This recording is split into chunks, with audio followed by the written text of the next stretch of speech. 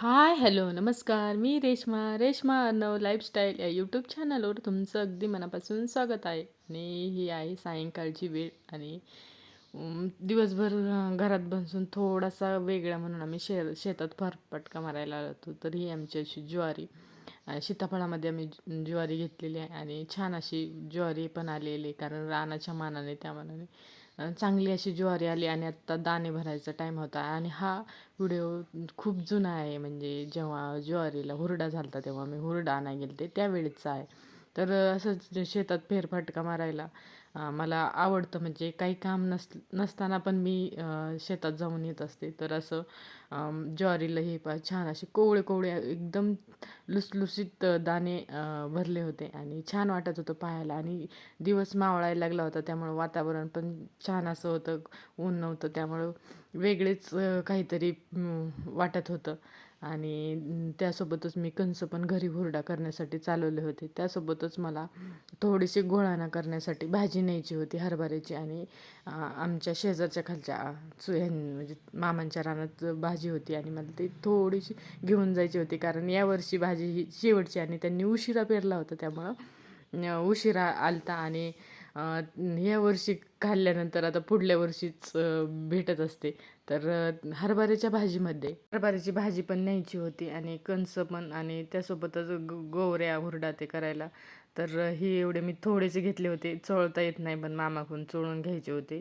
तर त्या हिशोबाने चालले होते, कारण हुरडा पार्टी एकदा हे आधी केलेली होती घरी, त्यामुळं आता संपन. आणि हे आपले शेपूट झाड आणि त्याला पण बिया यायला लागल्या होत्या. तर हे असं चाललं होतं आणि म्हणजे शेतात, आणि त्यासोबतच एक दोन पेरू असे सापडले होते. आणि ते येता येता खाण्याला ही वेगळीच मजा असते, शेतात ताजे फळे खायला. आणि नंतर मी हरभऱ्याची भाजी पण खोडणार होते. हरभऱ्याच्या कोवळ्या पानामध्ये जीवनसत्व भरपूर असतात. प्रथिने, कार्बोहायड्रेट्स मुबलक प्रमाणात असतात. ही पाने पौष्टिक असून त्यामध्ये लोहाचं प्रमाण, कॅल्शियम, फॉस्फरस, मॅग्नेशियम सारखे महत्त्वाचे खनिजे देखील असतात. आणि हे पदार्थ आम्लयुक्त असतात, जे की पित्त पचनक्रिया सुधारण्यास मदत होते. तर ही प्रथिने व्हिटॅमिन सी, लोह, कॅल्शियम, फॉस्फरस, पोटॅशियम, मॅग्नेशियम, आणि या पानावर ना याच्या मॅलिक ॲसिड, ऑक्झॅलिक ॲसिड हे म्हणजे आम्ल असतात, जे की चवीला आंबट असतात.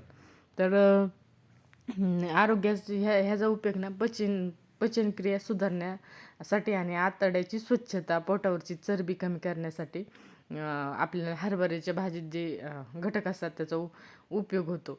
तर त्यासोबतच मी हे पेरू घेतल्यानंतर आपण चिक्कू पण थोडेफार घेतले. आणि ही बघा आंब्याची बाग किती छान झाली होती आणि छोटे छोटे त्याला कैऱ्या पण लागलेल्या होत्या. आणि हे पाहायला खूप छान वाटत होतं आणि ह्याचा आनंद वेगळाच होता. आणि आता म्हणजे सायंकाळ दिवस पण मावळायला लागला होता, त्यामुळं ते सूर्यप्रकाश आणि त्याच्यावर म्हणजे जे दिवस मावळं त्याचे जे सूर्यकिरणं असतात ना, ते खूप छान वाटत होतं. आणि चक्कू पण त्यासोबतच घेत होते. आणि कोणाकोणाला शेतात असा फेरफटका मारायला आवडतं ते नक्की सांगा. आणि मला तर खूप आवडतं, का माहिती आहे, म्हणजे मी लहानपण आम्ही खेड्यातच गेले, त्यामुळे ह्या गोष्टीची मला मला आवड आहे. तर हे चिक्कू, पेरू, ताजे ताजे फळे खायला खूप आवडतात. त्यासोबतच इथं आपलं मोसंबीचं झाड आहे. आणि मोसंबीच्या झाडं माहीतच, तर तुम्हाला माहीतच आहे आपल्या की शेतात थोडी मोजकी झाडे फळांची आहेत. तर हे आहे मोसंबीचं झाड, आणि या झाडाला भरपूर अशी मोसंबी आल्या त्या, मी 2-4 वेळा घेऊन गेले आणि ज्या पिवळसर झाल्यात त्या घेऊन चालले होते. या रसाळ गोड आंबट फळामध्ये व्हिटॅमिन सी आणि पोटॅशियम, अँटीऑक्सिडंट भरपूर प्रमाणात मुबलक प्रमाणात असतात, जे रोगप्रतिकारशक्ती आणि पचनासाठी अत्यंत फायदेशीर आहेत. तर इथं माझी जी पिवळी पिवळी परिपक्व झालेली फळं मोसंबी तोडून घ्यायचं होतं. आणि मोसंबीच्या सालीमध्ये प्रामुख्याने लिमोनिन हा घटक असतो, जो डोळ्याच्या संपर्कात आल्यास तीव्र जळजळ आणि त्रास होतो.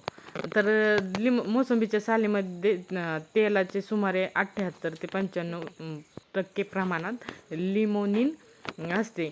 आणि जेव्हा आपण साल दाबतो किंवा सोलतो तेव्हा हे तेल सूक्ष्म तुषाराच्या स्वरूपात बाहेर उडते आणि हे डोळ्यात गेल्यास डोळे लाल होणे, पाणी येणे आणि टोचल्यासारखी वेदना होणे असं त्रास होतो. आणि ते हे सोलताना मला खूप आणि स्वतः सोलून खाण्यासाठी मला आवडत नाही यामुळं.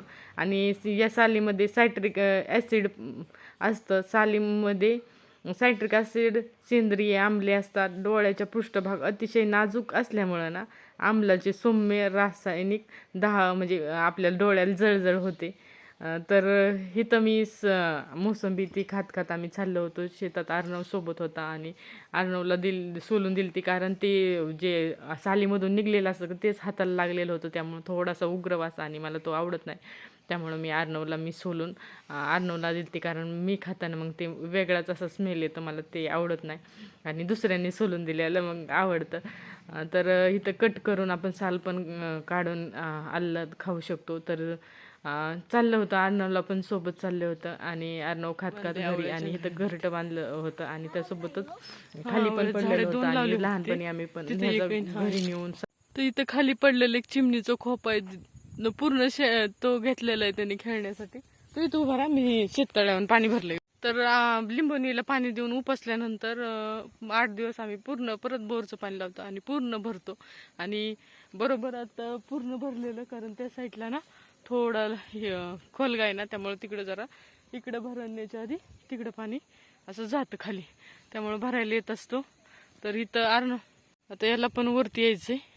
इतकं छान वाटतं ह्या वेळेस. तुला आवडतं कारण पूर्ण भरलंय. पाणी मासे बघते, मासे नाहीत, पाणनिवळी माहिती का, पाणी स्वच्छ करण्यासाठी ते वरतून पळत असते.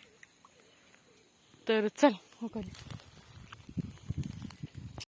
तर तुम्हाला हा माझा छोटासा व्हिडिओ कसा वाटला ते नक्की कमेंट करून सांगा. आणि आवडले असेल तर लाईक करा, काय कमेंट करा, शेअर करा आणि